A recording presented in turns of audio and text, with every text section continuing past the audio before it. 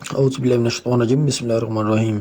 سوال: اولاد کی پیدائش میں وقفہ کی جائز صورتیں کیا ہے؟ جواب: خاندانی منصوبہ بندی، فیملی پلاننگ یا اولاد کی پیدائش میں وقفہ اگر درج ذیل 5 اسباب کے سبب ہو تو جائز ہے۔ پہلا سبب: میڈیکل رپورٹ سے یہ بات ظاہر ہو کہ کثرتی تولید کی وجہ سے عورت کی جان کو خطرہ ہے۔ دوسرا سبب: میڈیکل رپورٹ سے یہ بات ظاہر ہو کہ پیدا ہونے والے بچے کی جان جانے کو خطرہ ہے۔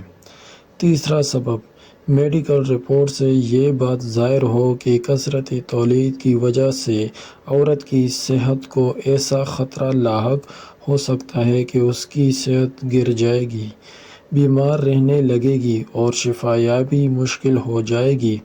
چوتھا سبب: میڈیکل رپورٹ سے یہ بات ظاہر ہو کہ پیدا ہونے والا بچہ صحت مند اور توانا نہیں ہوگا اور مستقل بیمار رہے گا۔ پانچواں سبب: بندہ یقین کی حد تک محسوس کرے کہ میرے وسائل اس قدر نہیں کہ زیادہ اولاد کی صورت میں بچوں کی کفالت حلال ذریعے سے کر سکوں، چنانچہ حرام ذریعہ اختیار کرنا پڑے گا۔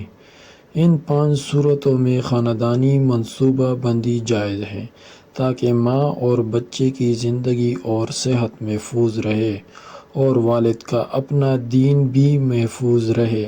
اگر اس کی معاشی حالت ابتر ہو، رزق کی بنیاد پر نہیں کہ رزق دینے والا اللہ تعالیٰ ہے، لیکن اگر حالات ایسے ہوں کہ وہ یقین کی حد تک محسوس کرے کہ اولاد کی کثرت اور ذمہ داریوں کا بوجھ اتنا زیادہ ہو جانے کی وجہ سے جائز اور حلال وسائل کافی نہ ہوں گے اور اسے اپنے بچوں کی کفالت اور تعلیم و تربیت کے لیے رشوت، غبن، چوری اور بددیانتی کرنا پڑے گی اور اس کی بڑھتی ہوئی ضروریات کو پورا کرنے کے لیے حرام رزق گھر میں آنے لگے گا، تو ایسی صورت میں اولیت دین و ایمان کو حاصل ہے اسے کثرت اولاد سے بچنا چاہیے۔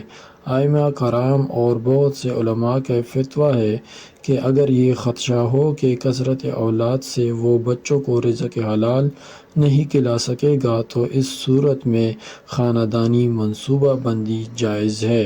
خاندانی منصوبہ بندی کی باقی صورتیں مثلاً یہ خیال کہ اولاد کم ہو، زیادہ اولاد اچھی نہیں ہے، عیاشی کے خیال سے، انقطاع نسل کے خیال سے یا نسل کشی کے لحاظ سے خاندانی منصوبہ بندی ناجائز ہے۔ اگر آپ کو ویڈیو پسند آئی، ویڈیو کو لائک کریں اور چینل کو سبسکرائب کریں۔